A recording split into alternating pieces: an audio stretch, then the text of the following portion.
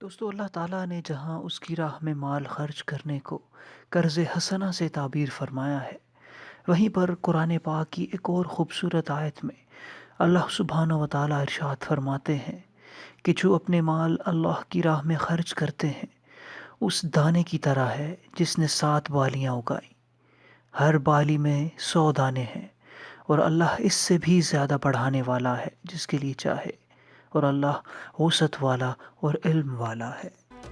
دوستو اسی آیات مبارکہ کے تناظر میں ہم آج آپ کے ساتھ ایک ایسا واقعہ شیئر کرنے جا رہے ہیں جسے سن کر شاید آپ بھی ورطہ حیرت میں مبتلا ہو جائیں۔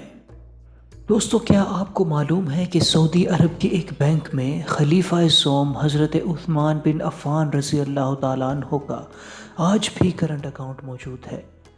یہ جان کر آپ کو حیرت ہوگی کہ مدینہ منورہ کی میونسپیلٹی میں حضرت عثمان بن عفان رضی اللہ تعالیٰ عنہ کے نام پر باقاعدہ جائیداد رجسٹرڈ ہے۔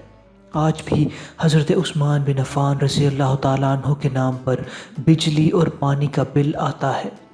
کیا آپ جانتے ہیں کہ مسجد نبوی کے پاس ایک عالی شان رہائشی ہوٹل زیر تعمیر ہے جس کا نام عثمان بن عفان رضی اللہ تعالیٰ عنہ ہوٹل ہے؟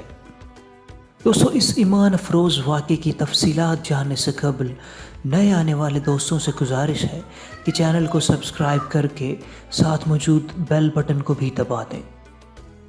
دوستو اس ایمان افروز واقعے کی تفصیل کچھ اس طرح ہے کہ جب مسلمان ہجرت کر کے مدینہ منورہ پہنچے تو وہاں پینے کے صاف پانی کی بڑی قلت تھی۔ ایک یہودی کا کنواں تھا جو مسلمانوں کو پانی مہنگے داموں فروخت کرتا تھا۔ اس کنویں کا نام بر روما تھا، یعنی روما کنواں۔ مسلمانوں نے رسول اللہ صلی اللہ علیہ وسلم سے شکایت کی اور اپنی پریشانی سے آگاہ کیا۔ رسول اللہ صلی اللہ علیہ وسلم نے ارشاد فرمایا، کون ہے جو یہ کنواں خریدے اور مسلمانوں کے لیے وقف کر دے؟ ایسا کرنے پر اللہ تعالیٰ اسے جنت میں چشمہ عطا کرے گا۔ حضرت عثمان بن عفان رضی اللہ تعالیٰ عنہ یہودی کے پاس گئے اور کنواں خریدنے کی خواہش کا اظہار کیا۔ کنواں چونکہ منافع بخش آمدنی کا ذریعہ تھا، اس لیے یہودی نے اسے فروخت کرنے سے انکار کر دیا۔ حضرت عثمان بن عفان رضی اللہ تعالیٰ عنہ نے یہ تدبیر کی کہ یہودی سے کہا کہ پورا کنواں نہ صحیح، آدھا کنواں مجھے فروخت کر دو۔ آدھا کنواں فروخت کرنے پر ایک دن کنویں کا پانی تمہارا ہوگا اور دوسرے دن میرا ہوگا۔ یہودی لالچ میں آ گیا، چنانچہ اس نے سوچا کہ حضرت عثمان رضی اللہ تعالیٰ عنہ اپنے دن میں پانی زیادہ پیسوں میں فروخت کریں گے، اس طرح زیادہ منافع کمانے کا موقع مل جائے گا۔ اس نے آدھا کنواں حضرت عثمان بن عفان رضی اللہ تعالیٰ عنہ کو فروخت کر دیا۔ حضرت عثمان بن عفان رضی اللہ تعالیٰ عنہ نے اپنے دن مسلمانوں کو کنویں سے مفت پانی حاصل کرنے کی اجازت دے دی۔ لوگ حضرت عثمان بن عفان رضی اللہ تعالیٰ عنہ کے دن مفت پانی حاصل کرتے اور اگلے دن کے لیے بھی ذخیرہ کر لیتے۔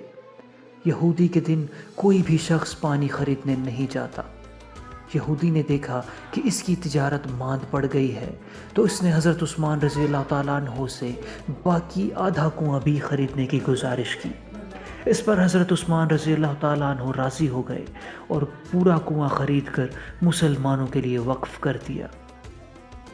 اس دوران ایک آدمی نے حضرت عثمان رضی اللہ تعالیٰ عنہ کو کنواں دگنا قیمت پر خریدنے کی پیشکش کی۔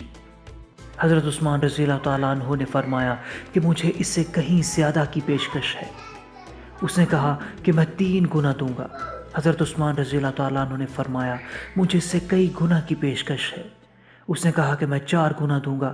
حضرت عثمان رضی اللہ تعالیٰ عنہ نے فرمایا مجھے اس سے کہیں زیادہ کی پیشکش ہے۔ اسی طرح وہ رقم بڑھاتا گیا اور حضرت عثمان رضی اللہ تعالیٰ عنہ یہی جواب دیتے رہے، یہاں تک کہ اس آدمی نے کہا کہ حضرت آخر کون ہے جو آپ کو 10 گنا دینے کی پیشکش کر رہا ہے؟ حضرت عثمان رضی اللہ تعالیٰ عنہ نے فرمایا کہ میرا رب مجھے ایک نیکی پر 10 گنا اجر دینے کی پیشکش کرتا ہے۔ وقت گزرتا گیا اور یہ کنواں مسلمانوں کو سیراب کرتا رہا، یہاں تک کہ کنویں کے ارد گرد کھجوروں کا باغ بن گیا۔ عثمانی سلطنت کے دور میں اس باغ کی دیکھ بھال ہوئی۔ بعد ازاں سعودی عہد میں اس باغ میں کھجوروں کے درختوں کی تعداد 1550 ہو گئی۔ یہ باغ میونسپیلٹی میں حضرت عثمان بن عفان رضی اللہ تعالیٰ عنہ کے نام پر رجسٹرڈ ہیں۔